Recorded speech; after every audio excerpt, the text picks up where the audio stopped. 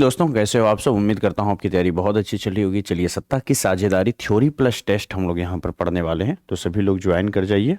पहले हम लोग थ्योरी पढ़ेंगे, फिर उसके बाद टेस्ट भी यहां पर लगाएंगे। सत्ता की साझेदारी, पावर शेयरिंग। ठीक है, चलिए पावर शेयरिंग चैप्टर में आते हैं। देखिए, सत्ता की साझेदारी या पावर शेयरिंग का मतलब क्या होता है। देखो, जो राजनीतिक शक्ति होती है उसका विभिन्न समूहों, जो अलग अलग समूह होते हैं, है ना, जातियां होती है, धर्म होते हैं, है ना, इन सब क्षेत्रों में समान रूप से वितरण ही जो है आपका क्या कहलाता है, पावर शेयरिंग कहलाता है। ठीक है, चलिए कि पावर शेयरिंग का अर्थ है राजनीतिक शक्तियों का, जो पॉलिटिकल सिस्टम है, राजनीतिक शक्ति है, उसका विभिन्न समूहों, जातियों, धर्मों और क्षेत्रों में समान रूप से वितरण। ठीक है, समान रूप से अगर पावर का शेयरिंग करेंगे, है ना, पावर को राजनीतिक, विभिन्न राजनीतिक शक्तियों, जो जो अलग अलग राजनीतिक शक्ति है उसका अलग अलग समूहों, जातियों और धर्मों को, है ना, और अलग अलग क्षेत्रों को समान प्रतिनिधित्व देंगे, समान रूप से अगर पावर का वितरण करेंगे, तो यही चीज जो है सत्ता की साझेदारी या फिर पावर शेयरिंग कहलाती है। ठीक है, यह लोकतंत्र का जो है एक महत्वपूर्ण विशेषता है, ध्यान में रखिएगा, जो सामाजिक समानता और सामूहिक सहमति के लिए जो है बहुत ज्यादा आवश्यक है ना। समाज में अगर समानता बनाना है तो पावर शेयरिंग देना होगा, और अगर पूरे देश के लोगों को, है ना, एकजुट करके रखना है तो पावर शेयरिंग देना बहुत जरूरी होगा। ठीक है, आइए आगे बढ़ते हैं। देखिए, दो अलग अलग कंट्रियों ने, एक था यहां पर श्रीलंका और दूसरा है बेल्जियम। हम दो एग्जाम्पल यहां पर लेकर के समझेंगे। पहला एग्जाम्पल बेल्जियम का है कि बेल्जियम में किस तरह से बहुत ज्यादा क्षेत्रीय विभिन्नता होने के बावजूद भी, जो क्षेत्र विविधता बहुत ज्यादा था, अलग अलग यहां पर जाति समुदाय के लोग थे, फिर भी यहां पर बेल्जियम ने बहुत अच्छा परफॉर्म किया, है ना, अच्छे से पावर शेयरिंग किया, तो यहां पर देश में तरक्की हुई और कोई भी दिक्कत देश के अंदर में नहीं हुई। वहीं पर अगर बात करें हम लोग यहां पर बेल्जियम मॉडल के बाद श्रीलंका की कहानी की, श्रीलंका में भी सेम तरह का सिचुएशन था, लेकिन श्रीलंका ने क्या किया, अच्छे से पावर शेयरिंग नहीं किया, जिसके कारण श्रीलंका को बहुत बड़ा युद्ध का सामना, वहां की जनता ने खुद वहां की सरकार के खिलाफ, और जनता आपस में ही लड़ना शुरू कर दी। एक युद्ध जैसी सिचुएशन जो है यहां पर निकल करके आई। ठीक है, चलिए इस चीज को आगे बढ़ाते हैं और यहां पर हम लोग टेस्ट भी बाद में लगा लेंगे।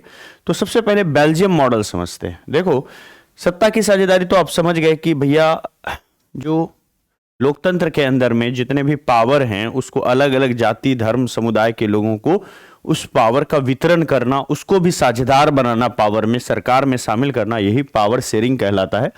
बेल्जियम जो कि यूरोप का एक छोटा सा देश है, जिसकी आबादी लगभग 1 करोड़ से ज्यादा है। ठीक है, जो अगर आप हमारे इंडियन स्टेट को देखोगे अपने देश में, तो हरियाणा की आबादी का लगभग आधा है। ये हरियाणा की आबादी 2 करोड़ के आसपास है। ठीक है, ठीक है। टाइम टेबल खुशी कुमारी आपको चाहिए, टाइम टेबल ऐप पर भी लगा हुआ है, या फिर आप जो है ना व्हाट्सएप पे मांग लीजिए 9065588003, इस पर बोलिए कि हमको डीएलएड का टाइम टेबल चाहिए, मिल जाएगा आपको। ठीक है, बेल्जियम यूरोप का एक छोटा सा देश है जिसकी आबादी 1 करोड़ है, जो हरियाणा की आबादी का लगभग आधा है, क्योंकि हरियाणा की आबादी लगभग 2 करोड़ से ज्यादा है और बेल्जियम की आबादी 1 करोड़ है। ठीक है, तो हरियाणा से भी कम आबादी है यहां पर। ठीक है, आप बेल्जियम को देखेंगे, जो अलग अलग कम्युनिटीज बेल्जियम के अंदर में है, अलग अलग रीजन में, तो देखिए यहां पर जैसे ये वाला जो है ना ब्रसल्स है, ब्रसल्स कैपिटल रीजन है बेल्जियम का, और ये वाला है ना डच स्पीकिंग पीपल, जिसको हम लोग फ्लेमिश कहते हैं। क्या कहते हैं? फ्लेमिश। फ्लेमिश लोग यहां पर रहते हैं, जो कि डच स्पीकिंग है, डच भाषा बोलने वाले लोग हैं। डच भाषी जो है ये येलो कलर में आप देखोगे, और जो जर्मन बोलने वाले लोग हैं, जर्मन स्पीकिंग, है ना, वो यहां पर आपको देखने को मिलेगा। जर्मन स्पीकिंग, जर्मन बोलने वाले लोग जो है, आपको ये जो देख रहे हैं ना, जितना डार्क वाला, डार्क शेडो वाला एरिया है, ये जर्मन स्पीकिंग है। और सबसे बड़ा जो यहां पर हो जाता है वो है फ्रेंच स्पीकिंग, और ये पूरा का पूरा रेड जो है ना, ये आपका फ्रेंच स्पीकिंग है। क्या है? फ्रेंच स्पीकिंग, यानी फ्रेंच भाषा बोलने वाले लोगों की आबादी है। ठीक है, तो पूरा बेल्जियम को अगर देखें तो एक तरफ यहां येलो वाला जो ये रीजन है, इसमें आपको डच भाषी लोग मिलेंगे, बाकी नीचे सारे के सारे फ्रेंच भाषी मिलेंगे, फ्रेंच भाषा बोलने, फ्रांसीसी भाषा बोलने वाले लोग। और उसी में से आप देखेंगे यहां पर कुछ गाढ़ा कलर में दिया हुआ है, जो कि जर्मन स्पीकिंग लोग भी यहां पर रहते हैं। ठीक है, तो ये जो है पूरा का पूरा बेल्जियम में कौन कौन से भाषा के लोग रहते हैं, तो पहला डच भाषी, दूसरा फ्रेंच भाषी, तीसरा जर्मन भाषी, जर्मन भाषा बोलने वाले लोग। ये 3 तरह के भाषा बोलने वाले लोग यहाँ पर रहते हैं। क्लियर है?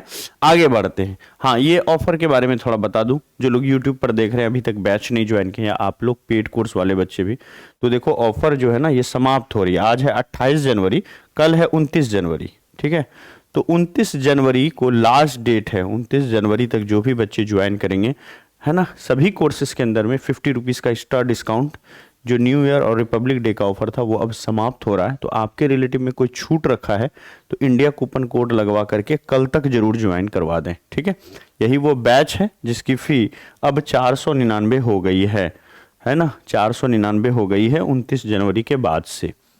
आइए आगे मिलते हैं, देखते हैं।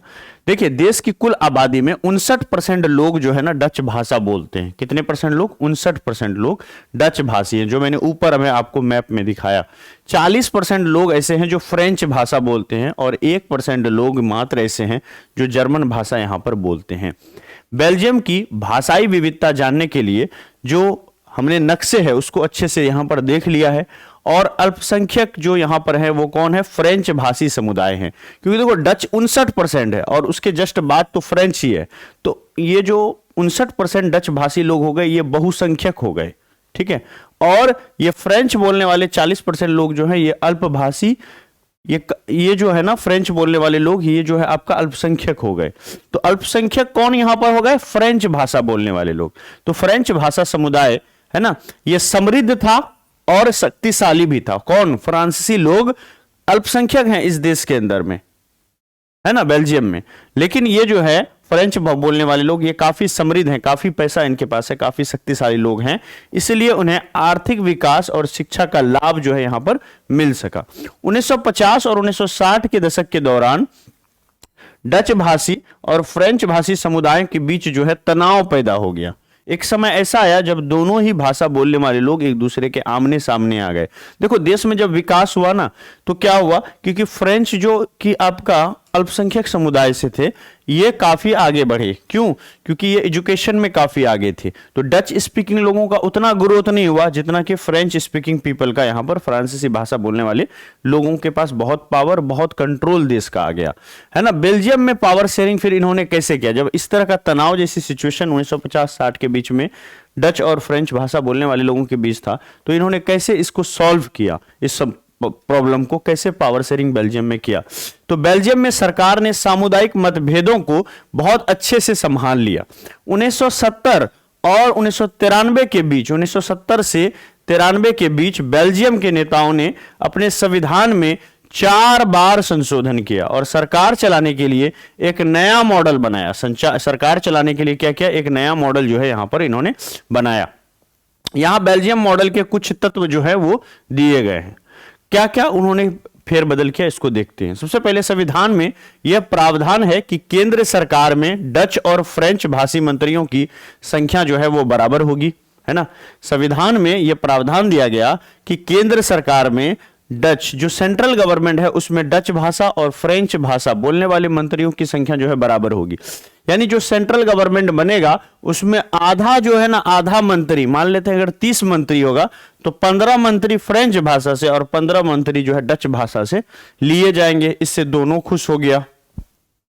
कुछ विशेष कानूनों के लिए प्रत्येक भाषाई समूह के सदस्यों के बहुमत का समर्थन आवश्यक है। कहा कि अगर कोई विशेष कानून भविष्य में बनाएंगे जो डच या फिर फ्रेंच लोगों को प्रभावित करेगा तो इसके लिए, है ना, सदस्यों का बहुमत का समर्थन होना बहुत जरूरी है। यानी कड़ा कानून यहां पर बना दिया कि जल्दी कोई भी अलूल जलूल कानून को पास ना करवा सके। इस प्रकार कोई भी समुदाय एक तरफा निर्णय नहीं ले सकता है। ठीक है, राज्य सरकारें केंद्र सरकार के अधीन नहीं है। जो स्टेट गवर्नमेंट था, चाहे वो आपका फ्रेंच हो या डच स्पीकिंग जो स्टेट का गवर्नमेंट बनेगा, वो पूरा का पूरा बेल्जियम सरकार के अधीन नहीं रहेगा। उसको बेल्जियम सरकार से थोड़ा स्वतंत्र बनाया गया। ब्रसेल्स में एक अलग सरकार है जिसमें दोनों समुदाय को समान प्रतिनिधित्व जो है प्राप्त है। केंद्र और राज्य सरकारों के अलावा एक तीसरी तरह की सरकार भी वहां पर बनाई गई जिसका नाम सामुदायिक सरकार रखा गया। यानी फ्रेंच लोगों का अपना सामुदायिक सरकार होगा और इसका अलग होगा। ठीक है, फ्रेंच लोगों का अलग सामुदायिक सरकार होगा और डच लोगों का अलग सामुदायिक सरकार होगा, और एक ही भाषा बोलने वाले समुदाय के लोगों द्वारा ये जो है चुनी जाती थी। जैसे फ्रेंच का अपना होगा, है ना, फ्रेंच का अपना होगा और डच लोगों का भी अपना होगा। तो डच और फ्रेंच और जर्मन भाषी चाहे वो कहीं भी रहते हो, इस सरकार का वो हिस्सा होते थे, सामुदायिक सरकार का हिस्सा होते थे। इस सरकार के पास सांस्कृतिक, शैक्षणिक और भाषा संबंधी मुद्दों पर अधिकार होते थे। किसके पास? सामुदायिक सरकार के पास। यानी लोकल गवर्नमेंट को मजबूत बनाया गया। बेल्जियम मॉडल बहुत जटिल था, लेकिन इससे दो प्रमुख समुदाय के बीच जो नागरिक संघर्ष था उससे जो पूरी तरह से बचने में मदद मिला। तो जो नागरिकों के बीच इनकी लड़ाई होने वाली थी अपने अपने पावर को लेकर के, उससे काफी यहां पर छूट मिली। कह सकते हो कि बहुत अच्छे से प्यार से ये लोग रहने लगे, क्योंकि सबको पावर यहां पर मिल गया, क्योंकि बहुत अच्छे से बेल्जियम ने पावर शेयरिंग को यहां पर हैंडल किया। अब आते हैं श्रीलंका की कहानी देखते हैं। श्रीलंका देखेंगे तो ये एक द्वीप राष्ट्र है, एक आइलैंड कंट्री है, जो इंडिया के नीचे आपको दिख रहा होता है, लटकता हुआ नजर आता है। ये भारत है ना।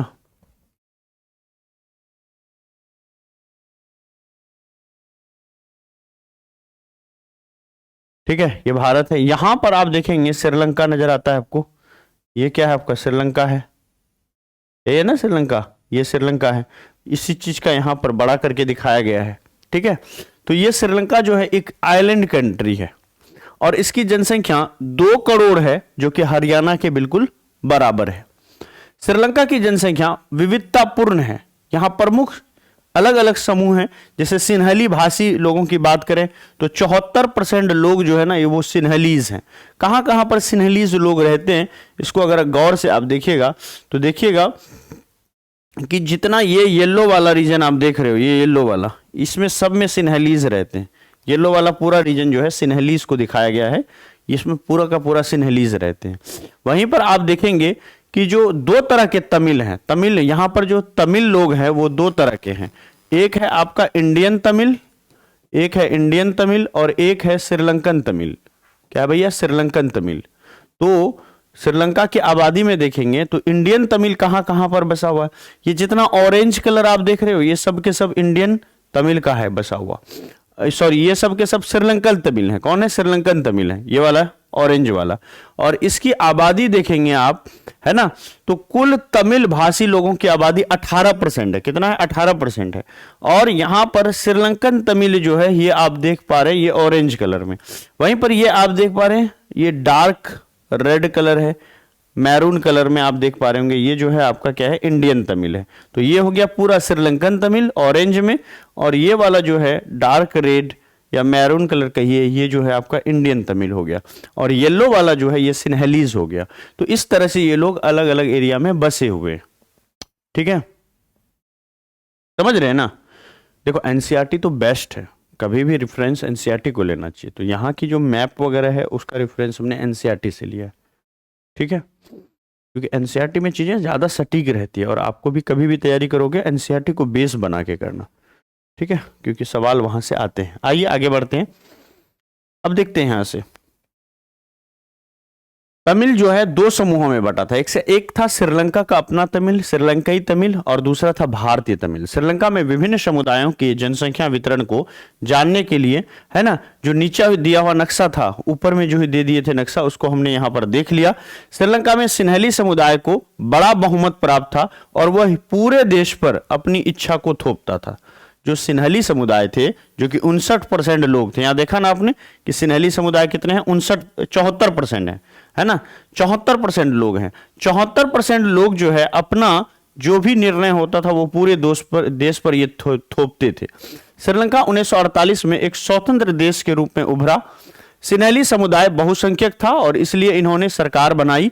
विश्वविद्यालय के पदों और सरकारी नौकरियों के लिए सिन्हली आवेदकों को तरजीह दिया गया और हर जगह, चाहे वो स्कूल हो, कॉलेज हो, हर जगह जो है सिन्हलीस को ही भरा गया। सरकार द्वारा उठाए गए इन उपायों ने धीरे धीरे श्रीलंकाई तमिल के बीच अलगाव की भावना को बढ़ा दिया। यानी श्रीलंकाई तमिल जो है ना वो बाहर हो गए। क्यों? क्योंकि देश के अंदर में जो सिन्हली आवेदक थे उन्हीं को यहां पर वरीयता मिल रही थी, वही आगे बढ़ रहे थे। और श्रीलंकन तमिल जो थे, सिन्हली तो आगे बढ़ रहे थे लेकिन तमिल पीछे हो रहे थे। तमिल देख रहे थे कि देश में क्या कुछ चल रहा है, सब कुछ गलत हो रहा है। तो यहां से श्रीलंकाई तमिल ने आवाज उठाया। श्रीलंकाई तमिल को लगा कि संविधान और सरकारी नीतियों ने उन्हें समान राजनीतिक अधिकारों से पूरी तरह से वंचित कर दिया है। नौकरी और अन्य अवसर पाने में उनके साथ भेदभाव किया जा रहा है और उनके हितों की अनदेखी की जा रही है। इसके कारण सिन्हली और तमिल समुदाय के बीच जो है संबंध काफी ज्यादा खराब हो गया। यहां पर तमिल जो थे उन्होंने प्रदर्शन करना शुरू किया और श्रीलंकाई तमिल ने पार्टियां बनाई, अलग से इन्होंने पार्टी बनाई और तमिल को आधिकारिक भाषा के रूप में मान्यता देने के लिए ये लोग प्रदर्शन करने लगे और कहा कि भैया जो जिन इलाकों पे हम रहते हैं उनको आजाद कर दो, हम एक अलग देश बनाएंगे और शिक्षा और नौकरियों को हासिल करने के अवसर की समानता के लिए यहां पर संघर्ष करने लगे। सरकार ने उनकी मांग को बार बार नकार दिया। दोनों समुदाय के बीच अविश्वास व्यापक संघर्ष होने लगा। वो अपने अधिकार की बात करने लगे, इंडियन तमिल, श्रीलंकन तमिल, और ये जो है सिन्हली जो है ये अपने अधिकारों की बात करने लगे और देखते देखते दोनों ही समुदाय के बीच में युद्ध जैसा सिचुएशन होने लगा और इससे एक गृह युद्ध जो है में बदल गया पूरा का पूरा श्रीलंका। परिणाम स्वरूप दोनों समुदाय के हजारों लोग जो है यहां पर मारे गए। कई परिवारों को शरणार्थी के रूप में देश छोड़ करके मजबूरन आसपास के देशों में भागना पड़ा। गृह युद्ध 2009 में समाप्त हो गया और देश के सामाजिक, सांस्कृतिक और आर्थिक जीवन को एक भयानक झटका जो है यहां पर लगा। देश ना सिर्फ यहां पर सामाजिक तौर पर जो पूरी तरह से बर्बाद हो गया, टूट गया है ना, बल्कि वहां की संस्कृति भी है ना पूरी तरह से खतरे में आई और आर्थिक जीवन जो लोगों की अर्थव्यवस्था है वो भी बर्बाद हुई। रोजी रोटी, कमाई सब खत्म हो गया इस गृह युद्ध के कारण। ठीक है, तो हमने देखा कि किस तरह से पावर के अच्छे से मैनेजमेंट करके बेल्जियम आगे बढ़ रहा था, वहीं पावर का अच्छे से मैनेजमेंट नहीं किया तो श्रीलंका पीछे हो गया। सत्ता की साझेदारी का क्या स्वरूप है? तो आधुनिक लोकतंत्र में सत्ता की साझेदारी कई रूप में ले सकती है। सत्ता सरकार के विभिन्न अंगों जैसे कि विधायिका, कार्यपालिका और न्यायपालिका के बीच साझा की जाती है। सत्ता का क्षैतिज वितरण भी है ना कहा जाता है क्योंकि यह सरकार के विभिन्न अंगों को एक ही स्तर पर अलग अलग शक्तियों का प्रयोग करने की अनुमति देता है। तो कई बार आपसे एग्जाम में पूछेगा कि सत्ता का क्षैतिज वितरण क्या होता है, तो सरकार का अपने ही अंगों में जैसे विधायिका हो गया, कार्यपालिका हो गया और न्यायपालिका हो गया, ये तो लेवल हो गया सरकार का। एक ही लेवल में क्या आता है? विधायिका आता है। ऐसा तो है ना कि विधायिका से ऊंचा कार्यपालिका है तो इसको ऊंचा टॉप पे रख देंगे। एक ही लेवल में आपका कार्यपालिका आता है, कार्यपालिका आता है और एक ही लेवल में आपका न्यायपालिका होता है। और जब मैथमेटिक्स के अंदर में आप पढ़ेंगे, जब एक ऐसी लाइन होती है इसको क्षैतिज रेखा कहते हैं। तो चूंकि यहाँ पावर का इक्वल यानी ये सेम टाइप के पार्टनर हैं, विधायिका, कार्यपालिका, न्यायपालिका, कोई यहाँ पर बड़ा कोई छोटा नहीं है, ये सब सरकार के अंग हैं। जब सरकार के अंगों के बीच में ही इस तरह से पावर शेयरिंग किया जाए एक लेवल में, है ना, ये भी लेवल का आदमी है, ये भी लेवल का है, ये भी लेवल का है, एक लेवल में यहां पर पावर शेयरिंग किया जाए तो ये चूंकि एक क्षैतिज रेखा में पावर शेयरिंग हो रहा है ना, कोई नीचे पावर शेयरिंग नहीं हो रहा है, दूसरे अंगों में नहीं हो रहा है, इसीलिए इसको हम लोग क्या कहेंगे? क्षैतिज वितरण कहेंगे। ठीक है, इसको क्या कहेंगे? क्षैतिज वितरण कहेंगे। तो याद रखिएगा, सत्ता का क्षैतिज वितरण इसको कहा जाता है क्योंकि सरकार के विभिन्न अंगों के बीच में ही पावर शेयरिंग यहां पर देखने को मिलता है। इस तरह का विभाजन सुनिश्चित करता है कि कोई भी अंग जो है असीमित शक्ति का प्रयोग नहीं कर सकता है, प्रत्येक अंग दूसरे पर नियंत्रण रखता है। अब देखो यहां पर सारा पावर अगर विधायिका को दे देंगे तो प्रधानमंत्री राजा बन जाएगा, जो कानून चाहेगा वो देश में चलाएगा। ठीक है, उसको रोकने के लिए हमने न्यायपालिका बनाया। तो इस तरह से सरकार के विभिन्न अंगों के बीच में पावर का शेयरिंग इस तरह से करना कि वो एक दूसरे को नियंत्रित करे, है ना, तो यही जो है हमारा क्या कहलाता है? सत्ता की साझेदारी कहलाता है और सत्ता की साझेदारी में पावर का क्षैतिज वितरण कहलाता है। व्यवस्था को नियंत्रण और संतुलन की प्रणाली भी इसको कहा जाता है। सत्ता को विभिन्न स्तरों पर सरकारों के बीच साझा किया जा सकता है। पूरे देश के लिए एक सामान्य सरकार और राज्य के लिए अलग से राज्य सरकार, जिन्हें संघीय सरकार भी कहा जाता है। तो संघीय सरकार के बारे में आप पहले भी जानते हो, it is a system of government in which there are two or more than two government and the power between them is divided by the constitution itself. उसी को हम लोग संघीय सरकार कहते हैं। यानी संघीय सरकार का एक ऐसा रूप होता है जिसमें सेंट्रल गवर्नमेंट के साथ साथ स्टेट गवर्नमेंट भी होता है और दोनों को पावर संविधान खुद देता है। संविधान में ही राज्य सरकार को भी पावर अलग से दे दिया जाए, उसका जन्म अलग से कर दिया जाए कि भैया तो राज्य सरकार जितने भी होंगे भविष्य में भी अगर राज्य अलग अलग टूटता जाएगा तो उनको जो भी पावर होगा वो डायरेक्ट संविधान से मिलेगा, वो जो केंद्र सरकार है उसके पास गिड़गिड़ाएगा नहीं, उसके पास घुटने नहीं टेकेगा, है ना, उनसे भीख नहीं मांगेगा। क्लियर है? ऐसा कुछ अगर व्यवस्था कर दिया जाए और स्टेट गवर्नमेंट को भी अलॉट ऑफ पावर हो तो यही जो है वो क्या कहलाता है? संघीय सरकार कहलाता है। क्लियर है? अब आइए, कहते हैं कि सत्ता का बंटवारा विभिन्न सामाजिक समूहों जैसे कि धार्मिक और भाषाई समूहों के बीच भी हो सकता है। तो बेल्जियम में सामुदायिक सरकार इस व्यवस्था का एक अच्छा उदाहरण जो है देखने को मिलता है। तो किस तरह से बेल्जियम ने यही काम जो है सामुदायिक सरकार के माध्यम से वहां पर किया। तो इस पद्धति का उपयोग अल्पसंख्यक समुदाय को सत्ता में उचित हिस्सा देने के लिए किया जाता है। सरकार के बंटवारे की व्यवस्था को राजनीतिक दलों, दबाव समूहों और आंदोलनों द्वारा जो है सत्ता में बैठे लोगों को नियंत्रित करने या फिर प्रभावित करने के तरीके में भी देखा जा सकता है। जब दो या दो से अधिक दल चुनाव लड़ने के लिए गठबंधन बनाते हैं और अगर वे चुनाव जीत जाते हैं तो वे गठबंधन सरकार बनाते हैं। इस तरह से गठबंधन सरकार भी पावर शेयरिंग का एक एग्जाम्पल है। अगर गठबंधन सरकार बन रही है तो भी पावर शेयरिंग हो रहा है। अगर अलग अलग राजनीतिक दल है, दबाव समूह है, अगर आंदोलन कर रहे हैं, किसान है, मजदूर है, ये सब आंदोलन कर रहे हैं, अपने हक की लड़ाई लड़ रहे हैं, तो ये लोग भी पावर शेयरिंग की ही लड़ाई लड़ रहे हैं कि भैया हमारा जो अधिकार है हमको मिलना चाहिए। ठीक है, आपने देखा होगा सीए एनआरसी के मुद्दे पर, है ना, लाखों लोगों ने यहां पर किया। किसान का जो एमएसपी का मुद्दा है, मिनिमम सपोर्ट प्राइस का, ये क्यों केंद्र सरकार से सारे किसान लड़ रहे थे? पंजाब के बाघा बॉर्डर पर वहां पर थे, हरियाणा बॉर्डर पर 1 साल से वहां ज्यादा समय पर थे। तो इन्होंने क्या किया? पावर के लिए लड़ाई, ये पावर शेयरिंग, इनका जो अधिकार है उसके लिए लड़े। और जो 3 काला कानून था उसको उन्होंने क्या किया? वापस किसानों ने वापस करवाया। किसानों ने कहा कि भैया ये हमारे लिए काला कानून है, तो तीनों कानून को वापस उन्होंने करवा दिया केंद्र सरकार से, लड़ करके, झगड़ करके, आंदोलन करके, इस तरह से उन्होंने किया। तो ये जो दबाव बनाते हैं सरकार पर अपने अधिकारों के लिए, ये भी पावर शेयरिंग के लिए ही लड़ाई करते हैं।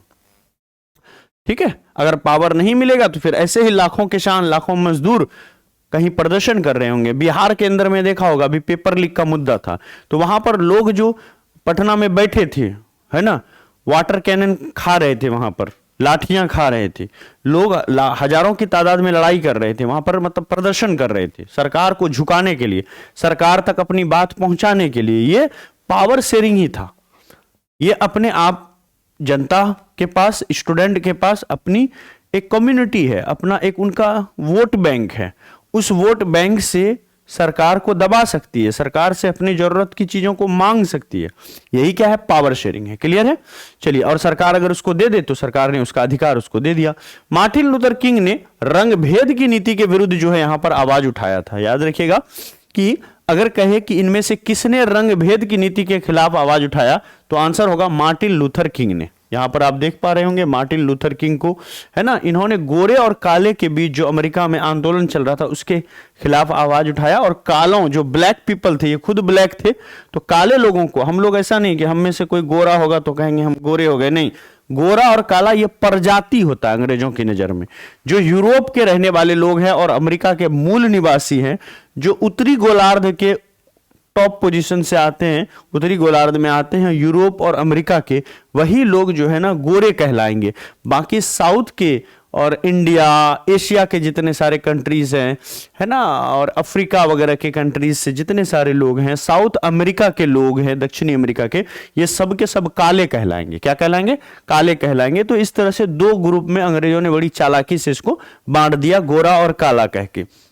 और गोरे का जो रेस होता है उसको सुपीरियर बताया। जैसे हिटलर ने, पता है ना, हिटलर ने क्या बताया था? हिटलर ने कहा था कि भैया यहूदी जो है ना वो खतरा है, जो ओरिजिनल आर्यन लोग हैं जर्मनी के वही टॉप है, वही बेस्ट है। तो उसी तरह का कंसेप्ट यहां पर गोरा काला के बीच चल रहा था। तो मार्टिन लूथर किंग ने काले लोगों के लिए जो है यहां पर, ब्लैक पीपल के लिए यहां पर बहुत लड़ाइयां लड़ी। तो मार्टिन लूथर किंग ने रंग भेद की नीति के विरुद्ध जो है अपना पूरा जीवन दिया। मैक्सिको ओलंपिक सन 1968 में पदक समारोह के बीच में अमेरिकी और श्वेत पर हो रहे अत्याचारों को उजागर किया। मैक्सिको ओलंपिक हो रहा था सन 1968 68 में, और वहां पर ऐसी घटना घटी जिससे ये क्लियरली पता चला कि अमेरिका में किस तरह से ब्लैक पीपल पर, जो ब्लैक जो खिलाड़ी हैं उसके ऊपर अत्याचार हो रहा, तो खिलाड़ियों पर भी वहां पर क्या डिस्क्रिमिनेशन हो रहा था कि व्हाइट पीपल ब्लैक पीपल, ठीक है। नस्ल या रंग के आधार पर भेदभाव का उदाहरण मैक्सिको ओलंपिक सन 1968 के पदक समारोह में देखा गया, ठीक है। अब यहां पर एक क्वेश्चन लेते हैं, निम्नलिखित में से कौन सा सत्ता साझेदारी का रूप नहीं है, कौन पावर शेयरिंग का रूप नहीं है, जल्दी से बताइए क्या आंसर होगा।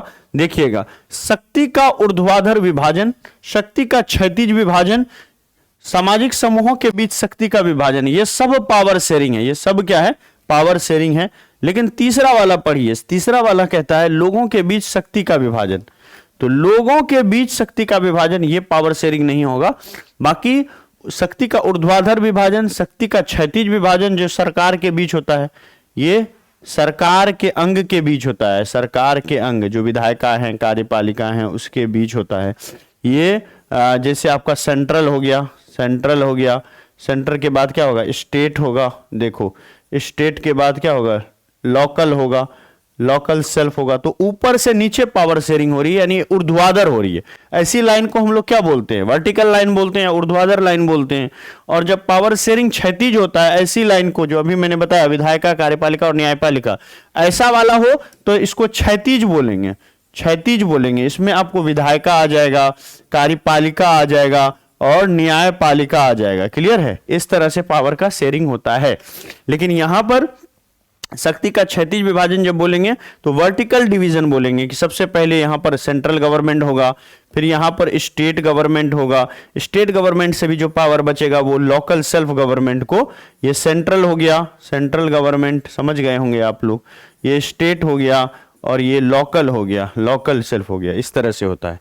चलिए यहां तक समझ गए। तो इसका जो करेक्ट आंसर हो जाएगा वो आपका हो जाएगा तीसरा नंबर, कि इनमें से पावर शेयरिंग का एग्जाम्पल कौन नहीं है, तो ये नहीं है, लोगों के बीच शक्ति का विभाजन ये नहीं, ये फिर है क्योंकि सामाजिक समूहों के बीच में अगर पावर का डिवीजन कर रहे हैं तो ये एक अच्छा एग्जाम्पल है किसका, सत्ता की साझेदारी का। तो ये सवाल आपका पूछा हुआ सवाल, इस तरह का PYQ में पूछा जाता है, ठीक है। चलो नोट्स तो हम लोग खुद देते हैं, SP नोट्स आपको अलग से नहीं लेना है। आइए देखते हैं सत्ता साझाकरण के बारे में निम्नलिखित में से कौन सा कथन जो है यहां पर सही है। एक और क्वेश्चन यहां पर कर लेते हैं, और ये सब NCERT के अच्छे क्वेश्चन हैं जो एग्जाम में आपके आएंगे। कहते हैं कि सत्ता साझाकरण के बारे में निम्नलिखित में से कौन सा कथन जो है यहां पर सही है, तो कहेंगे कि सत्ता सरकार के विभिन्न अंगों के बीच साझा की जाती है। कोई दिक्कत है इसमें, अभी इतनी देर तो पढ़े थे हम लोग, सही है। फिर कहते हैं सत्ता को विभिन्न स्तरों पर सरकारों के बीच साझा किया जाता है, बिल्कुल, विधायिका, कार्यपालिका, न्यायपालिका के बीच किया जाता है। सत्ता को विभिन्न सामाजिक समूहों के बीच भी साझा किया जा सकता है, बिल्कुल सही बात है। तो करेक्ट आंसर हो जाएगा कि ये सभी जो है ना सत्ता साझाकरण के बारे में बिल्कुल सही कथन है, ठीक है। आगे बढ़ते हैं, अगला क्वेश्चन है सरकार में, भारत में पावर शेयरिंग, ठीक है। आगे का टॉपिक है कि भारत ने, इंडिया ने कैसे पावर शेयरिंग किया, थ्योरी खत्म नहीं हुई, इंडिया में भी पावर शेयरिंग हुआ है दोस्तों, और यहीं से सवाल आपको पूछा जाएगा। तो भारत में आप देखोगे कि बहुत अच्छे तरीके से पावर शेयरिंग हुआ है। भारत में खुद जो संविधान ने क्या किया, अपनी 7वीं अनुसूची के अंदर में, 7th शेड्यूल में, 7वीं अनुसूची में डिवीजन ऑफ पावर लिखा। संविधान खुद जो है पावर को डिवाइड करता है, डिवीजन ऑफ पावर का कंसेप्ट है कहां पर, हमारे संविधान में, भारत के संविधान में, जिसमें 3 तरह की सूची दी हुई है, संघ सूची, राज्य सूची और समवर्ती सूची, ठीक है। देखिएगा कि किस तरह से केंद्र और राज्य सरकार के बीच पावर को बांटा गया। पहला सूची यूनियन लिस्ट, साफ लिख दिया गया कि वे सारे मुद्दे जो नेशनल लेवल के मुद्दे होंगे, ठीक है, वो सब के सब यूनियन लिस्ट के अंदर में जैसे आएंगे, जैसे डिफेंस हो गया, पूरे देश की सिक्योरिटी हो गई, सिक्योरिटी हो गई है ना, डिफेंस हो गया, इकोनॉमिक्स हो गई, ये सब के सब जो है ना, ये सब के सब देखोगे बिहार का वित्त मंत्री कौन है, झारखंड का वित्त मंत्री कौन है, ऐसा आपको कम मिलेगा देखने को। तो याद रखिएगा कि ऐसे मुद्दे जो नेशनल लेवल के मुद्दे हैं वो आपको संघ सूची में डाले गए हैं, यूनियन लिस्ट के अंदर में डाले गए हैं, जो केवल केंद्र सरकार से जुड़े हुए अधिकार इसके अंदर में शामिल है संघ सूची में। एक लिस्ट ऐसा बनाया कॉन्स्टिट्यूशन मेकर ने जिसमें स्टेट लिस्ट जिसको कहा, और उसमें वे सारे मुद्दे थे जो राज्य सरकार से संबंधित थे, जिस पर कानून बनाने का अधिकार राज्य सरकार को दिया गया। बाकी बचे हुआ जो मुद्दा था है ना, जो तीसरा लिस्ट बनाया वो कंकरेंट लिस्ट बनाया, इसमें केंद्र और राज्य दोनों सरकार जो है कानून बना सकता है कंकरेंट लिस्ट के अंदर में, समवर्ती सूची में, ये ध्यान दीजिएगा। लेकिन एक चीज ध्यान दीजिएगा कि कंकरेंट लिस्ट के टॉपिक में जब केंद्र और राज्य दोनों सरकार बनाएगा तो हमेशा केंद्र सरकार का, बड़ा भाई का यहां पर कानून चलेगा, स्टेट गवर्नमेंट का कानून नहीं चलेगा। तो ये कुछ ऐसे मुद्दे थे जो कॉमन थे, तो सेंटर और स्टेट दोनों बना सकता है। ये कुछ ऐसे मुद्दे थे जैसे यूनियन लिस्ट के अंदर में संघ सूची में सिर्फ केंद्र सरकार और राज्य सूची में सिर्फ स्टेट गवर्नमेंट। ठीक है, आगे आइए। अब देखिए, सत्ता साझेदारी पर निम्नलिखित कथनों पर विचार करें और नीचे दिए गए कोड का उपयोग करके उत्तर दें। एक क्वेश्चन इस पर कर लेते हैं। ठीक है, क्वेश्चन पे आते हैं। देखिए यहां पर क्वेश्चन है यहां पर कि यह लोकतंत्र की मूल भावना है। सत्ता साझेदारी जो है लोकतंत्र की मूल भावना है, बिल्कुल करेक्ट है। कहता है इसमें सामाजिक समूहों के बीच संघर्ष की संभावना कम होती है। पावर शेयरिंग करोगे ना तो लोग आपस में कम लड़ेगा। जैसे बेल्जियम का लोग आपस में नहीं लड़ा, लेकिन तमिलनाडु में, लेकिन श्रीलंका में लड़ गया। सिन्हली के लोग, सिन्हली और जो सिन्हली लोग थे और श्रीलंकन तमिल थे, दोनों के बीच गृह युद्ध हो गया, है ना। तो पावर शेयरिंग से गृह युद्ध जैसी सिचुएशन नहीं होती, संघर्ष कम होता है, लोग आपस में नहीं लड़ते हैं। बहुत अच्छी बात है। कहता है ये पार्टियों के बीच सामाजिक राजनीतिक प्रतिस्पर्धा लाता है। हाँ, पावर शेयरिंग करोगे तो पार्टी क्या होता है ना कि गठबंधन की सरकार बनाता है, तो इससे जो अलग अलग पार्टी आपस में लड़ते हैं ना, उस लड़ाई में कहीं ना कहीं कमी देखने को मिलता है। कहते हैं कि नीचे कथनों पर विचार करें और नीचे दिए गए कोड का उपयोग कर उत्तर चुनें। ठीक है, यह शासन में पारदर्शिता लाता है। पावर शेयरिंग जो है ना, पावर शेयरिंग ये सच में पारदर्शिता लाता है। तो तीनों का तीनों कथन जो है ना यहाँ पर सही है, पारदर्शिता लाता है, ये भी सही है। तो हम कहेंगे इसका करेक्ट आंसर हो जाएगा 1, 2 और 3, ऑप्शन नंबर 1 हो जाएगा। और ये पार्टियों के बीच तिस्पर्धा लाता है ना। स्पर्धा होता तो बिल्कुल सही है कि पार्टी जो है आपस में कंपटीशन करती है। ठीक है, यहां कहता है तिस्पर्धा लाता है, तो चौथा नंबर को छोड़ के बाकी 1, 2, 3 तीनों सही है यहां पर। ठीक है, चलो अगला क्वेश्चन है निम्नलिखित में से किस देश को सामाजिक विभेद के कारण विखंडन का सामना करना पड़ा। कौन सा देश है जिसको विखंडन, टूट गया, कौन सा देश भैया, जल्दी से बताइए कौन सा देश यहां पर टूट गया। तो यूगोस्लाविया जो है ना पूरी तरह से टूट गया था। ठीक है, 2 टुकड़ों में बंट गया, यहां के लोग 2 अलग अलग देश बनाए। ठीक है, पावर शेयरिंग नहीं होने से। इंडिया भी इसका एक अच्छा एग्जाम्पल है। इंडिया और पाकिस्तान पावर शेयरिंग जब हो रहा था, जब यहां से अंग्रेज गए, वही पावर शेयरिंग का लड़ाई चला। पाकिस्तान वाले लोगों ने कहा कि भैया हमको अलग से संसद चाहिए, संसद भवन चाहिए, अलग से हमको रूलिंग का सिस्टम चाहिए, सारा पावर हमको अलग से बिल्कुल चाहिए। ठीक है, हालांकि अलग केस था, लेकिन आप एक तरह से देखोगे कहीं ना कहीं पावर शेयरिंग की ही बू आएगी आपको कि अली जिन्ना जो है ना खुद सत्ता हथियाने के लिए, और जो लोग लड़ रहे थे, है ना, वो चाह रहे थे कि हमारा अपना शासन हो। जो अंग्रेजों से जो लड़ रहे थे वो लोग चाह रहे थे कि हमारा अपना शासन हो, और उनको लगा कि एक अलग देश बना करके ही सत्ता में रहा जा सकता है। तो इस तरह से उन्होंने अलग देश का निर्माण किया, बंटवारे की बात करती। ठीक है, तो करेक्ट आंसर होगा यूगोस्लाविया। आगे चलते हैं अगले क्वेश्चन पर। अगला क्वेश्चन है यहाँ पर, कुछ प्रैक्टिस क्वेश्चन कर लेते हैं भाई, तब टेस्ट पे जाएंगे। चलिए, अच्छे अच्छे क्वेश्चन है। सत्ता की साझेदारी उपयोगी है क्योंकि, वांछनीय मतलब उपयोगी, जरूरी है। क्यों जरूरी है सत्ता की साझेदारी, क्यों जरूरी है? क्योंकि सामाजिक समूहों में, है ना, संघर्ष को कम करता है ये। ठीक है, जो अलग अलग सामाजिक समूह है उसमें संघर्ष कम होता है, इसीलिए पावर शेयरिंग बहुत जरूरी है। चलिए अब टेस्ट की शुरुआत करते हैं। और टेस्ट ऐसा वैसा भी नहीं, 50 क्वेश्चनों की टेस्ट है, लंबी टेस्ट होगी, सुपर फास्ट तरीके से 50 क्वेश्चन, और टाइम होगा सिर्फ और सिर्फ 20 मिनट। टाइम होगा 20 मिनट, 50 क्वेश्चन, हर क्वेश्चन में 25 सेकंड करके आपको देना है।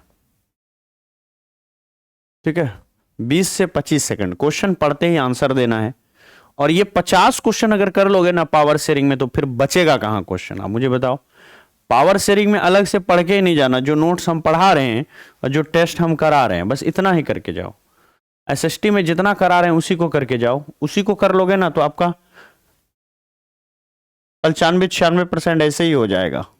मान लेते हैं 2-4% कुछ बाहर से पूछ लिया, तो पूछने दो, क्या फर्क पड़ता है। हम तो पहले समेट लो, जो हमारा 96% प्रिपरेशन है, 95% उसको समेट लो। कहोगे सर ये 5% का है छोड़ दिया, अब 100 का है कराया। अरे हम 100 ही करा रहे हैं। मान के चलो ना कि एग्जामिनर मेरे दिमाग से थोड़ी ना क्वेश्चन बनाएगा, चैप्टर तो यही सारा रहेगा, अब उसी में घुमा सकता है कुछ ना कुछ। नासरीन खातून स्पीड तो रहेगा, वरना 50 क्वेश्चन करने में 1 घंटा लग जाएगा फिर आपको। ठीक है, थ्योरी अभी पढ़ाए हैं तो 20 मिनट के अंदर में मोदी जी भी वंदे भारत एक्सप्रेस लॉन्च किए हैं ना, उसी स्पीड में हम पढ़ देंगे क्वेश्चन आपके लिए। चलो फिर भी बीच बीच में रुक जाया करेंगे, थोड़ा सा समय दिया करेंगे आपको। चलिए स्टार्ट करते हैं, पहले क्वेश्चन पर आते हैं। कहता है संविधान का, क्वेश्चन आप हमसे पढ़िए, मैं पढ़ रहा हूं आपके लिए। कहते हैं संविधान का कौन सा अनुच्छेद धर्म, आर्टिकल के बारे में पूछ रहा है, धर्म, वंश, जाति या स्थान के आधार पर किसी प्रकार के भेदभाव का मनाही करता है, निषेध करता है। तो संविधान का वो अनुच्छेद जो किसी भी आधार पर, धर्म के किसी भी आधार पर, है ना, भेदभाव की मनाही करता है। भैया किसी भी आधार पे भेदभाव होना ही नहीं चाहिए। ये अनुच्छेद 15 के अंतर्गत आता है। अनुच्छेद 15 कहता है कि किसी भी इंसान से, देश के नागरिक से, है ना, किसी भी आधार पर भेदभाव नहीं किया जाएगा, चाहे वो किसी भी जाति, धर्म, समुदाय का हो। ठीक है, और समानता का अधिकार, फंडामेंटल राइट के अंदर में समानता का अधिकार, समानता का अधिकार का अनुच्छेद देखोगे तो अनुच्छेद 14 से 18 के बीच में है, 14 से 18 के बीच में है, और उसी में 15 भी आता है। और 15 में यह बात लिखा है कि जाति, धर्म, समुदाय, है ना, किसी भी आधार पर, है ना, वंश, है ना, किसी भी कास्ट के आधार पर कोई भी भेदभाव देश के अंदर में नहीं किया जाएगा। ये हमारे संविधान में हम नागरिकों को अधिकार दिया है। तो करेक्ट आंसर होगा बी नंबर। अनुच्छेद 16 जो है ना, अवसर, अवसर देता है आपको, अवसर की समानता, अवसर की समानता, यह अनुच्छेद 16 के अंदर में आपको मिलेगा, समानता। और अगर अनुच्छेद 17 यहां पे रहता तो अनुच्छेद 17 तो याद रखिएगा छुआछूत से रिलेटेड है, अनटचेबिलिटी से। छुआछूत अगर कोई करेगा तो उसको सीधा जेल हो जाएगा। ठीक है, जेल होगा, उस पर सीधा कार्रवाई होगी।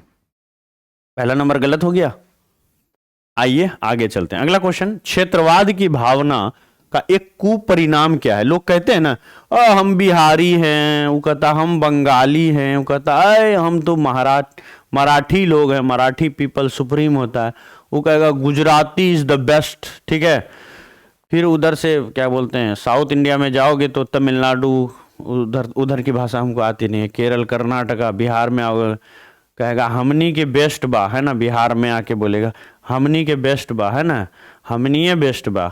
तो वही बात है, अरुणाचल वाले बोलेंगे भैया हम अच्छे हैं। ठीक है, तो ऐसे क्षेत्रवाद की भावना कि भैया हम बिहारी हैं, और जो बिहारी लोग है वो कहेगा, जब जाएगा दिल्ली में, हरियाणा में और गुजरात में, कहेगा बिहारी है, हम भगाओ मार के इसको यहाँ से, भगाओ, सब रोजगार ले लेगा हम लोग का। तो वहां पे भी जो नेतागिरी करते हैं ना गलत तरीके से, कहेगा अरे क्या इज्जत है बिहारी का, भगाओ इसको।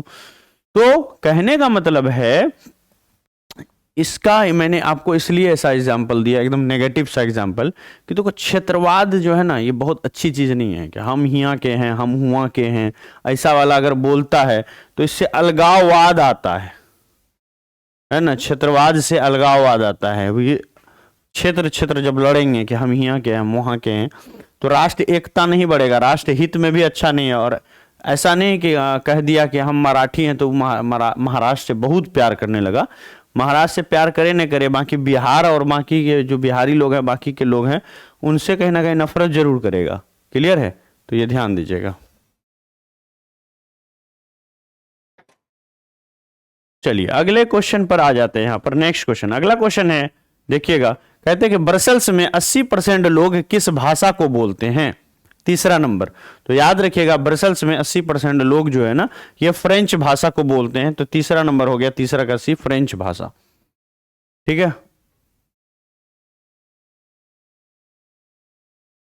ये ब्रसेल्स जो कि वहां की राजधानी थी उसके बारे में, बेल्जियम के बारे में नहीं है। आप बेल्जियम मत समझ लेना, ये ब्रसेल्स जो है ना, कहोगे सर अभी तो बताए थे कुछ और, अभी कह रहे हो कुछ और।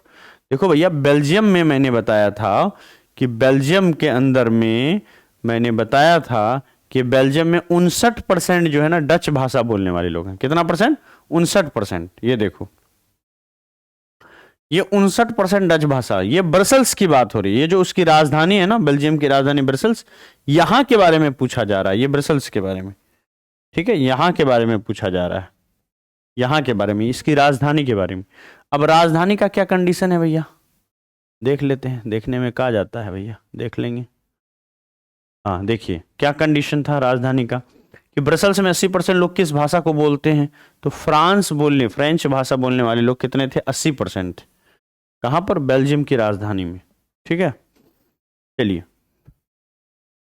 अरे भैया पढ़ लो, यही तो बता रहे थे, ठीक है। फ्रेंच बोलने वाले लोग पूरे बेल्जियम में 40% थे। बेल्जियम में ये लोग, फ्रेंच वाले लोग अल्पसंख्यक थे, लेकिन राजधानी, जैसे दिल्ली में बिहारी कितना बसा हुआ है, बिहार में तो बिहारी है ही है नंबर 1 पे, दिल्ली में कितना है। तो उसी तरह से फ्रेंच भाषा बोलने वाले लोग पूरे बेल्जियम के अंदर में ये माइनॉरिटी में थे, लेकिन जब राजधानी क्षेत्र की बात करेंगे ब्रसल्स में, वहां पर फ्रेंच की आबादी जो है ना वो 80% थी। मेजॉरिटी में राजधानी में सबसे ज्यादा अगर लोग बसे थे वो फ्रेंच लैंग्वेज बोलने वाले बसे हुए थे। वहां से सवाल पूछा है आपका। आगे बढ़ते हैं। नाशरीन खातून कहते हैं मराठी मानुस का विवाद निम्नलिखित में से किस राज्य से संबंधित है? चौथा नंबर। तो करेक्ट आंसर हो जाएगा मराठी मानुस जो है ना महाराष्ट्र से संबंधित होगा, तो करेक्ट आंसर होगा महाराष्ट्र। ये अलगाववाद है। अगला क्वेश्चन है, भारतीय संविधान के अनुच्छेद 19 में देश के सभी नागरिकों को कौन सा मूल अधिकार दिया गया है ना, कौन सा मूल अधिकार दिया गया है? तो करेक्ट आंसर क्या होगा, देखिएगा, भारतीय संविधान के अनुच्छेद 19 में देश के सभी नागरिकों को कौन सा मूल अधिकार दिया गया है? तो करेक्ट आंसर होगा, कौन सा मूल अधिकार दिया गया? आंसर होगा स्वतंत्रता का अधिकार, ठीक है। तो भारतीय संविधान के अनुच्छेद 19 में है ना, अनुच्छेद 19 ना freedom of speech and expression की बात करता है, freedom of speech and expression. इसमें 6 तरह के अधिकार आते हैं। बोलने की आजादी है ना, ठीक है, 19 से 22 के बीच में freedom of speech and expression आता है, और ये देखेंगे freedom of speech and expression जो है ये बोलने की आजादी देती है, ठीक है। इसके तहत देश के किसी भी हिस्से में आप बिजनेस कर सकते हो, अपनी भावना को प्रकट कर सकते हो, ठीक है, बोलने की स्वतंत्रता है आपको, ठीक है। तो ये सब कुछ इसमें आता है। तो ये समानता नहीं है, अनुच्छेद 14 के अंदर में होता है। संवैधानिक उपचारों का अधिकार अनुच्छेद 32 के अंदर में आता है। ये समानता का अधिकार अगर आप देखोगे 14 से 18 के बीच में आता है ना, इनमें से कोई ये तो होगा नहीं, ये याद रखिएगा, अनुच्छेद 19 इसी के अंदर में आता है, स्वतंत्रता का अधिकार। तो करेक्ट आंसर होगा ए नंबर। अगला क्वेश्चन है, श्रीलंका में सामाजिक विभाजन किस स्तर पर है? समाज में विभाजन जो है वो कैसे, क्षेत्र और सामाजिक दोनों? तो करेक्ट आंसर होगा हाँ जी सर, दोनों, ठीक है। अगला क्वेश्चन है कि पीटर नॉर्मन धावक, ये जो मैक्सिको ओलंपिक की घटना बताए थे उसी में ये धावक थे जो दौड़ने वाले थे, नाम था पीटर नॉर्मन, इसी के साथ भेदभाव हो गया था। तो करेक्ट आंसर होगा ये कहां के थे? तो ये ऑस्ट्रेलिया के थे। मैक्सिको ओलंपिक में जो भेदभाव हुआ था पीटर नॉर्मन धावक इन्हीं के साथ, तो ये कहां के थे? ऑस्ट्रेलिया के थे। अगला क्वेश्चन है, रंग भेद की नीति जो ब्लैक एंड व्हाइट का जो झगड़ा है कि व्हाइट सुप्रीम होता है, ब्लैक पिछड़ा होता है, वही है ये आपका रंग भेद की नीति। इसके विरुद्ध आवाज उठाने वाले व्यक्ति कौन थे? अभी थोड़ी देर पहले पढ़ाए थे, मार्टिन लूथर किंग थे। तो करेक्ट आंसर होगा 8 का ए नंबर, ठीक है, बहुत बढ़िया। आगे चलते हैं। कहते हैं मैक्सिको ओलंपिक की घटना एक उदाहरण है क्या चीज का? मैक्सिको ओलंपिक की जो घटना है ये एक उदाहरण है रंग भेद का, है ना, अभी थोड़ी देर पहले बताए थे। यही सब सवाल आएगा। देखो पावर शेयरिंग में जितना मैं करा रहा हूं इतना शायद कोई नहीं कराता होगा, और इतना नीड नहीं था आपको। 50 क्वेश्चन करा रहा हूं और थ्योरी भी पढ़ा रहा हूं, इससे बाहर आप देखना ही मत, कहीं उलट पुलट के मत देखना। इनमें से ना किसी पावर शेयरिंग के लिए किसी और का लेक्चर या किसी यूट्यूब का वीडियो आप मत देखना, इतना ही करके जाना आप। इनमें से किसकी शुरुआत जर्मनी से हुई थी, है ना? तो याद रखिएगा इनमें से किसकी शुरुआत, तो नाजीवाद की शुरुआत जर्मनी में हुई थी। याद है मैंने आपको पढ़ाया था कि नाजीवाद की शुरुआत कहां हुई थी? जर्मनी में। फांसीवाद कहां पर होगा? फांसीवाद इटली के अंदर में था, मुसोलिनी ये था। और नाजीवाद में कौन था? नाजीवाद में हिटलर इसका प्रवर्तक था। स्वास्तिक चिन्ह हिटलर का याद है? स्वास्तिक चिन्ह याद है हिटलर का? आगे बढ़ते हैं। निम्नलिखित व्यक्तियों में कौन सा लोकतंत्र में रंग भेद विरोधी नहीं था? रंग भेद का विरोध कौन नहीं कर रहा था? यानी जो डिस्क्रिमिनेशन था उसका विरोध कौन नहीं कर रहा था? ये कर रहा था, ये भी गांधी जी याद है, साउथ अफ्रीका गए थे गोरे कालों के बीच लड़ने के लिए, याद है? जो रंग भेद की नीति थी, अंग्रेजों से लड़ रहे थे, वहां से बहुत फेमस होके लौटे थे। मार्टिन लूथर किंग, ये तो पूरा जीवन दिए हैं। ओलंपिक धावक टॉमी स्मिथ और जॉन कार्लस, इन्होंने भी रंग भेद की नीति के खिलाफ लड़ाई लड़ा। लेकिन जेड गूडी जो है ना, ये व्हाइट पीपल थे और इन्होंने रंग भेद की नीति के खिलाफ लड़ाई नहीं लड़ा था। तो करेक्ट आंसर होगा जेड गूडी। ये तीनों ही रंग भेद की नीति के खिलाफ लड़े थे। आइए, श्रीलंका में भेदभाव का आधार क्या है? श्रीलंका में जो भेदभाव हुआ वो मेनली किस आधार पे हुआ? तो वो भाषा के आधार पे हुआ, है ना। सिन्हली वाले 59% लोग कहे कि हम ही बेस्ट हैं, है ना, हम ही मेजोरिटी में, हम ही को पूरा सरकार चाहिए। तो भाषा का मेन आधार था, वहां जातिवादी का लड़ाई नहीं था। आते सत्ता में साझेदारी किस व्यवस्था में सर्वश्रेष्ठ रूप से संभव है? सत्ता में साझेदारी, पावर शेयरिंग, कौन सा व्यवस्था आप अपनाएंगे जिसमें पावर शेयरिंग अच्छा से हो सके? राजतंत्र में पावर शेयरिंग होगा, निरंकुशवाद में और अधिनायक तंत्र में। इसमें करेक्ट आंसर, अभी के समय में देखो सारा अच्छा फीचर लोकतंत्र के माथे पे जाता है, कुछ नहीं आएगा तो लोकतंत्र बढ़िया है। अब आंसर करके आना। कहते हैं कि सत्ता में साझेदारी का अच्छा उदाहरण प्रस्तुत करने वाला राष्ट्र कौन सा है? कौन सा ऐसा देश है जिन्होंने पावर शेयरिंग बहुत अच्छे से किया? अरे इसीलिए तो पढ़ रहे हैं, आंसर होगा बेल्जियम। युगोस्लाविया तो बेचारा टूट गया, ये टूट गया, 2 टुकड़े में बढ़ गया, ये पावर शेयरिंग नहीं किया। श्रीलंका ऐसे ही परेशान है। पाकिस्तान में भी देखते हो 4 साल नहीं चलता है, सरकार खत्म। इमरान खान बना, खत्म। उससे पहले जितने भी प्रधानमंत्री आए कभी पूरा टर्म 5 साल संभाल ही नहीं पाता है। वहां की जनता ही विद्रोह कर देती है। आर्मी जो है वहां पर कंट्रोल करती है सरकार को, तो वहां पर पावर शेयरिंग सही से पाकिस्तान में नहीं है। ठीक है, तो याद रखिएगा पावर शेयरिंग का एक अच्छा एग्जाम्पल जो है वो बेल्जियम है पूरी दुनिया में। आगे बढ़ते हैं। कहते हैं कि सत्ता में साझेदारी का क्या मतलब है, क्या तात्पर्य है? पावर शेयरिंग का क्या मतलब है? विधायक या सांसद बना देना ये पावर शेयरिंग है क्या? बहुत अच्छा सवाल है, नहीं? एकदम बेसिक क्वेश्चन पूछ लिया गया कि सत्ता में साझेदारी का क्या मतलब है। विधायक या सांसद बनाना? नहीं भाई। प्रतिनिधित्व की इच्छा रखना और राजनीतिक दल बना देना? नहीं भाई, ये भी नहीं होगा। ठीक है, चलो आगे आते हैं सी नंबर में। ठीक है, सी नंबर देख लेते हैं। सी नंबर अगर आंसर देखेंगे, अपनी भाषा या धर्म इत्यादि को संवैधानिक पहचान दिलाना। अरे भाई, अपने अधिकार, अपने भाषा के लिए लड़ना ये पावर शेयरिंग नहीं है, नहीं है, नहीं है। डी नंबर, शासन और प्रशासन के मूलभूत निर्णयों को अपने अनुकूल प्रभावित करने की क्षमता प्राप्त करना, यही पावर शेयरिंग है। कि जब आपके खिलाफ कोई षड्यंत्र रच रहा होगा केंद्र सरकार, तो आप उसको अपने लिए निर्णय में बदल सको, यही पावर शेयरिंग है। क्षमता होगा, आप सरकार में रहेंगे तभी तो अपने हक के लिए लड़ पाएंगे ना। और सरकार अगर आपको इंपॉर्टेंट ही नहीं समझेगी, आप कहीं से अपने अधिकारों के लिए लड़ ही नहीं पाएंगे, तो वो पावर शेयरिंग कैसे होगा फिर? अगला क्वेश्चन है 16वां नंबर, जन्म पर आधारित विभेद किस देश में है? 16वां नंबर। ठीक है, याद रखिएगा ऑफर का लास्ट डेट कल है 29 जनवरी, इसलिए जो लोग भी अभी तक बैच नहीं लिए हैं ले लीजिए। जन्म पर आधारित विभेद किस देश में है? 16वां नंबर याद रखिएगा, ये कहां पर है? भारत के अंदर में है। करेक्ट आंसर होगा भारत। करेक्ट आंसर क्या होगा? भारत होगा। अगला क्वेश्चन देख लेते हैं, भाषाई आधार पर बनने वाला प्रथम राज्य जो है वो कौन सा है? भाषाई आधार पर बनने वाला पहला राज्य कौन सा है? भाषाई आधार पर बनने वाला पहला राज्य कौन सा है? तो भाषा के आधार पर पहला राज्य जो बना है वो आपका आंध्र प्रदेश है। तो करेक्ट आंसर यहां पर डी नंबर हो जाएगा। आगे बढ़ते हैं। कहते हैं कि विविधता और विभेद किसी राष्ट्र के लिए है। विविधता और विभेद यानी अगर किसी देश में डायवर्सिटी है और डिस्क्रिमिनेशन है, विभेद है, तो केवल नकारात्मक है, केवल सकारात्मक है, नकारात्मक एवं सकारात्मक, ये डिपेंड करता है कि आप उसको कैसे लेते हो। विविधता और विभेद भारत में देखो कितना सकारात्मक चीज है भैया भारत के लिए। एकता में अनेकता में एकता है हमारा। बेल्जियम के अंदर में देखो किस तरह से पावर शेयरिंग उन्होंने किया है। तो ये अच्छी चीज भी है, बुरी चीज भी है। अच्छे से मैनेज कर लो तो यही आपकी ताकत बन जाती है, और मैनेज नहीं कर पाओ तो गृह युद्ध हो जाता है देश में। अगला सिचुएशन है, सत्ता में साझेदारी सही है क्योंकि पावर शेयरिंग सही है। क्यों? क्योंकि ये विविधता को बढ़ाती है। पावर शेयरिंग सही है क्योंकि वो विविधता को बढ़ाती है। ठीक है, पावर शेयरिंग सही है क्योंकि वो विविधता को बढ़ाती है, देश की एकता को कमजोर करती है। अब बताओ कि पावर शेयरिंग से देश कमजोर होता है? नहीं होता है ना। फैसले लेने में देर करवाती है, ऐसा भी नहीं है ना। विभिन्न समुदायों के बीच टकराव कम करती है, अलग अलग समुदाय जो है कम लड़ते हैं यहां पर। ठीक है, तो सत्ता में साझेदारी विविधता को बढ़ावा देती है, ऐसा भी नहीं कि यहां पर डायवर्सिटी आपकी बढ़ने लगती है, बढ़ती नहीं। जो विविधता होती है उसको समेट के एक जगह रखती है, संघर्ष कम होने देती है। इस तरह से आंसर हो जाएगा डी नंबर यहां पर। तो जितने भी लोगों का आंसर डी है करेक्ट।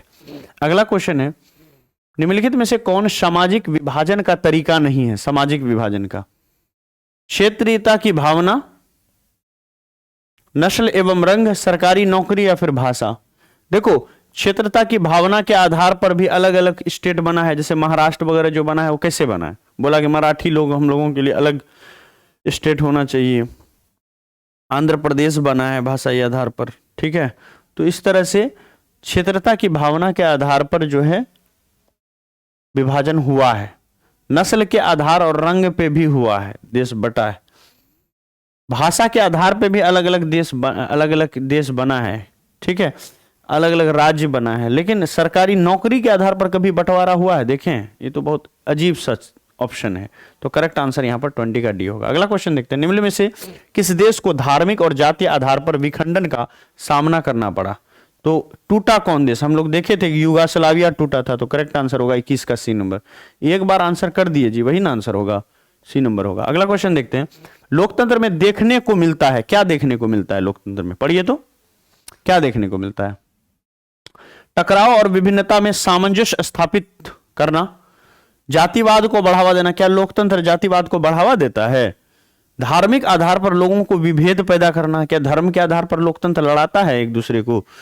क्षेत्रीयता के आधार पर अलग राज्य बनाना, क्या ये लोकतंत्र कहता है कि अलग अलग राज्य बनते जाओ क्षेत्रीयता के आधार पर, लोग झगड़ते जाओ और अपने लिए अलग राज्य बनाओ, ऐसा कहते हैं? नहीं ना। तो करेक्ट आंसर होगा कि लोकतंत्र में यह देखने को मिलता है कि टकराव और विभिन्नता जो है उसमें सामंजस्य स्थापित करना। अगला क्वेश्चन है, सामाजिक विभाजन को संभालने में इनमें से कौन सा कथन लोकतांत्रिक व्यवस्था पर लागू नहीं होता है? 23 नंबर में। तो करेक्ट आंसर होगा यहां पर डी नंबर, लोकतंत्र सामाजिक विभाजन के आधार पर समाज को विखंडन की ओर ले जाता है ना। तो ये करेक्ट आंसर हो जाएगा कि भैया लोकतांत्रिक व्यवस्था के बारे में ये जो है लाइन है वो बिल्कुल गलत लिखी हुई है। बाकी तीनों ऑप्शंस को आप एक बार पढ़ लीजिए। ठीक है, पढ़ रहे हैं? अगले क्वेश्चन पर चलें।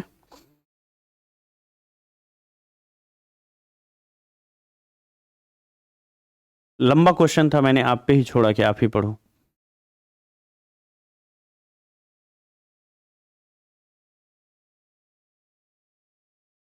ठीक है, कैमरे की सेटिंग गड़बड़ा गई है इसलिए फुटेज आपको आजकल अच्छी नहीं लगती होगी, थोड़ा समय नहीं मिल पाता है इसीलिए उसको सही नहीं कर पाते हैं। ठीक है, आगे बढ़ते हैं। अगला क्वेश्चन 24वां नंबर, जाति पर आधारित विभाजन कहां है? 24 नंबर में। जाति पर आधारित विभाजन अमेरिका, पाकिस्तान, भैया जाति का बढ़िया एग्जाम्पल भारत ही है। ठीक है, चलो अब फास्ट चाहिए। अगला क्वेश्चन है, भारतीय राजनीति में स्वर्णों का वर्चस्व कब तक रहा? यह सवाल भी पूछा गया है, 25वां नंबर। तो याद रखिएगा यह सन 1967 ईस्वी तक रहा। तो जिनका जिनका आंसर 1967 है उनका बिल्कुल करेक्ट है। ठीक है, 1967 जिसका जिसका है उनका बिल्कुल करेक्ट है। तो इस तरह से आंसर हो जाएगा। आंसर क्या निकलेगा? तो जितने भी लोगों का आंसर यहाँ पर 1967 आ रहा है उनका बिल्कुल करेक्ट है। ठीक है, 1967। अगले क्वेश्चन पर आए। अगला क्वेश्चन है 26वां नंबर कि प्रोटेस्टेंट संप्रदाय किस धर्म से संबंधित है? 26वां नंबर। तो करेक्ट आंसर यहां पर हो जाएगा, जितने भी लोगों का आंसर है सी, ईसाई, बिल्कुल करेक्ट है। अगला क्वेश्चन है 27वां नंबर, निम्नलिखित में से कौन राजनेता जातिगत भेदभाव से मुक्त समाज निर्माण के पक्षधर थे? मतलब कोई जाति होना ही नहीं चाहिए, ये बात कहते थे, ऐसा समाज होना चाहिए।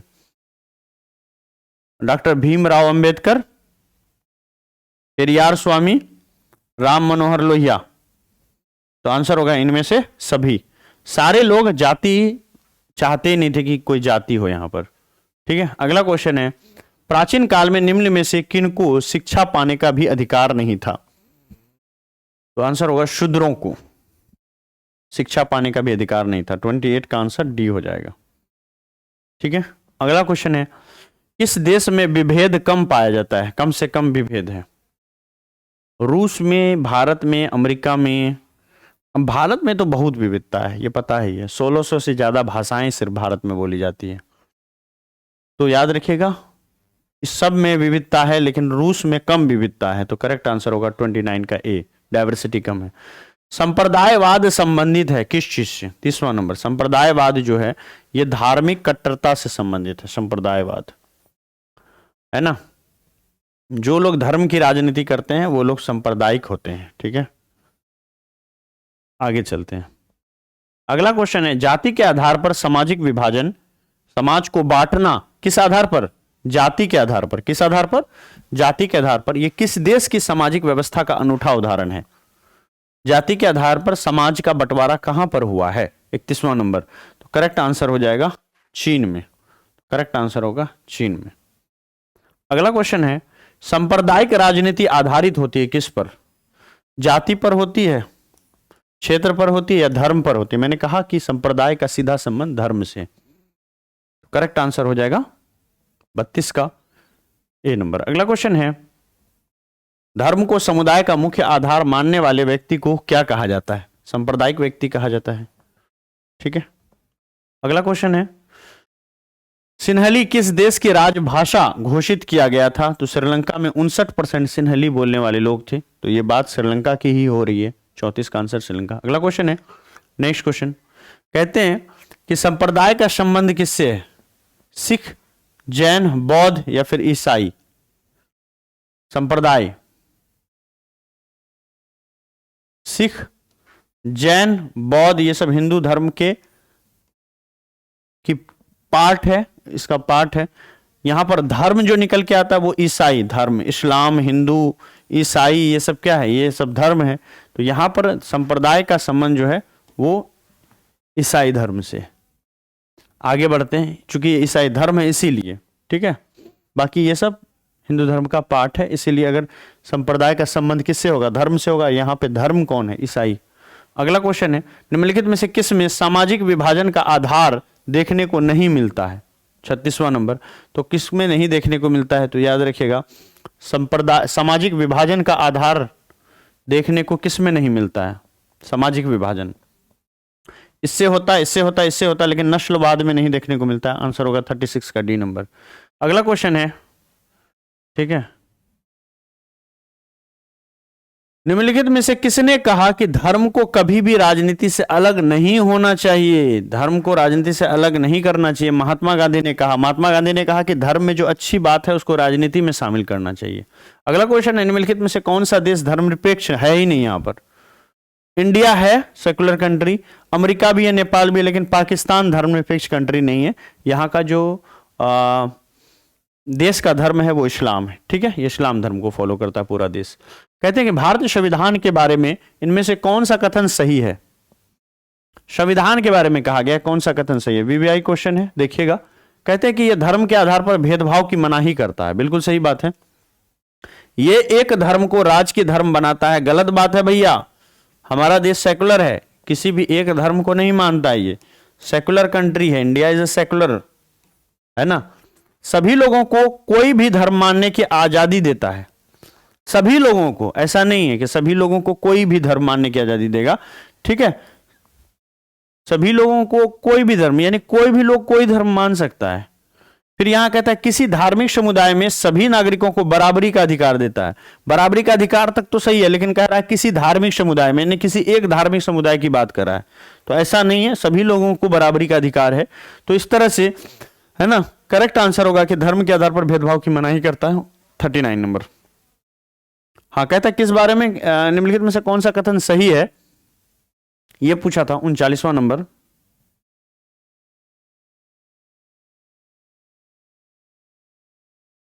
धर्म के आधार पर भेदभाव की मनाही करता है। बिल्कुल सही बात है, ये नंबर ही सही होगा ना 39 का।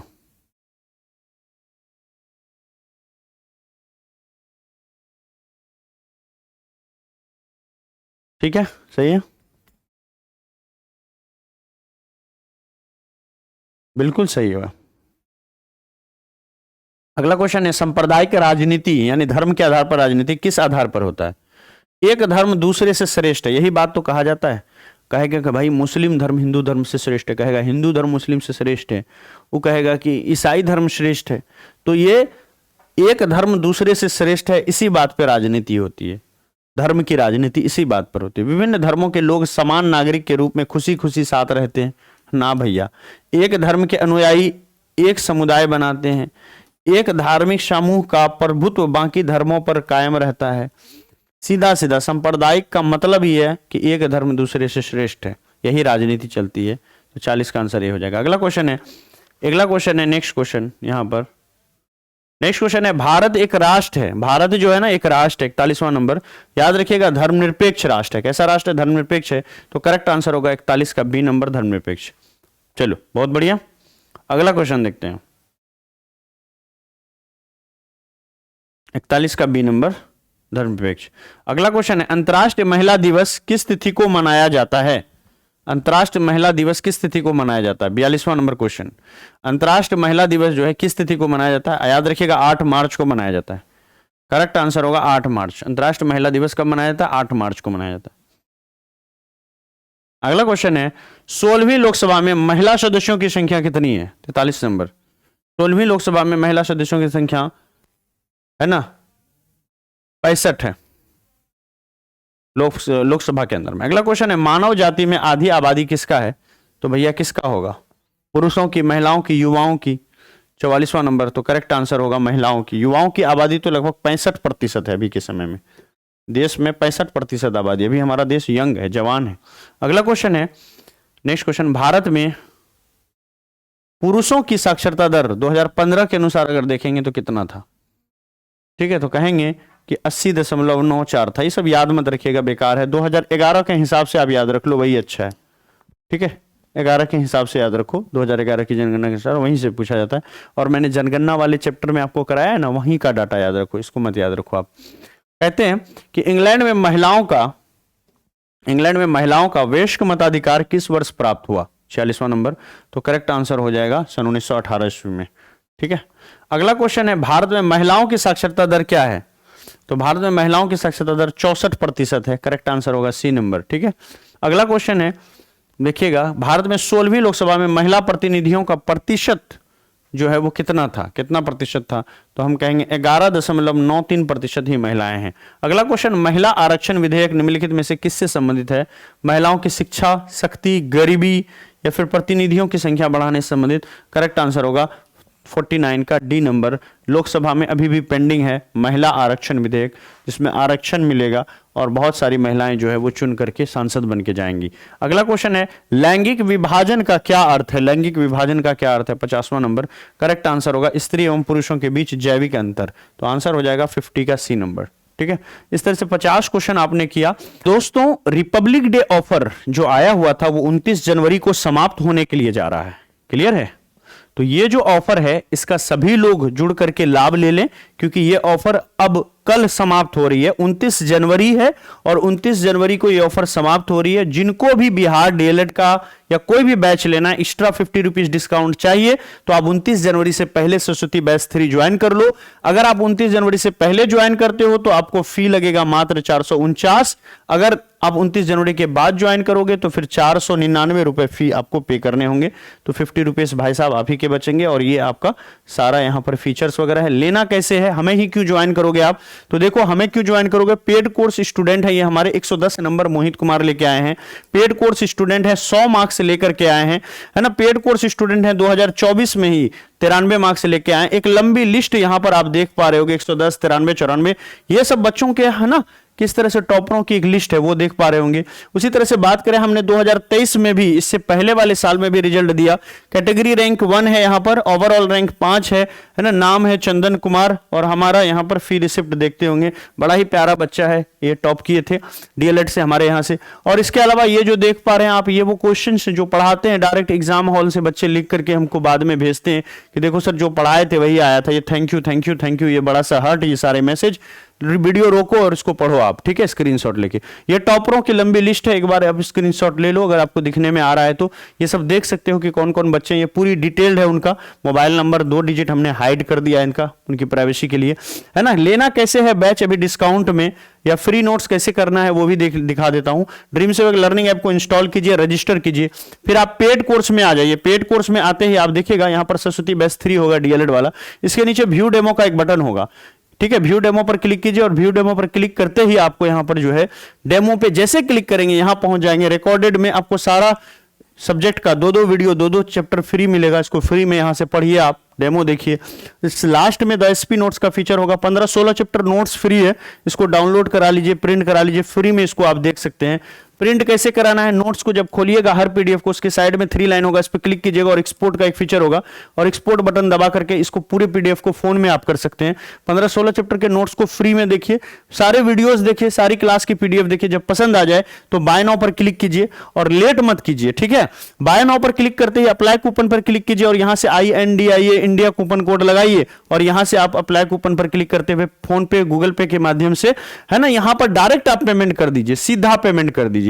और अगर इस पर आप डायरेक्ट पेमेंट कर देते हैं तो आपका यहीं से कोर्स जो है एक्टिवेट हो जाएगा, और एक बार एक्टिवेट हो जाएगा तो ये माई कोर्स में आपको कोर्स मिल जाएगा, और अभी डिस्काउंट में मिल रहा है सिर्फ और सिर्फ 29 जनवरी तक। उसके बाद डीएलएड बैच की फीस जो है वो बढ़ रही है, बढ़ क्या रही है, डिस्काउंट खत्म हो रही है। फी तो 499 ही थी, अभी भी वही रहेगी। और ये वाली जो है ना नंबर आपको काम देगा, स्क्रीनशॉट ले लीजिए। अगर आप फोन पे गूगल पे नहीं चलाते हैं स्कैनर मांगिएगा, लेकिन याद रखिएगा 24 घंटे लगेंगे ऐड होने में, क्योंकि अभी ऑफर है, डेली के 1000 इस तरह का पेमेंट आता है, तो सारे बच्चों को ज्वाइन होने में टाइम लगता है, तो 24 घंटे या 24 घंटे से अधिक समय अभी के समय में लग जाएगा, जब मैं ये 28-29 जनवरी को ये बात कह रहा हूं, ठीक है। तो ये ध्यान दीजिएगा। अगर खुद से लेते हैं पेड कोर्स के थ्रू तो आपका इंस्टेंट 1 सेकंड के अंदर चालू हो जाएगा। तो सारे लोग जिनके पास फोन पे गूगल पे का ऑप्शन है या दोस्त का यूपीआई नंबर है, तो सीधा पेड कोर्स में जाइए, बाय नाउ कीजिए, अप्लाई कूपन पे इंडिया लिखिए, अप्लाई कीजिए, और अपना फोन पे या दोस्त का फोन पे नंबर, गूगल पे नंबर, यूपीआई आईडी डालिए, तुरंत उनको बोलिए पेमेंट करने। लेट करेंगे तो फिर आपका पेमेंट फंसेगा, ये ध्यान में रखिएगा आपको, ठीक है। तो ये थी पूरी इंफॉर्मेशन आपको इससे संबंधित। आइए, धन्यवाद, मिलते हैं फिर अगली क्लास में। जय हिंद, बाय बाय।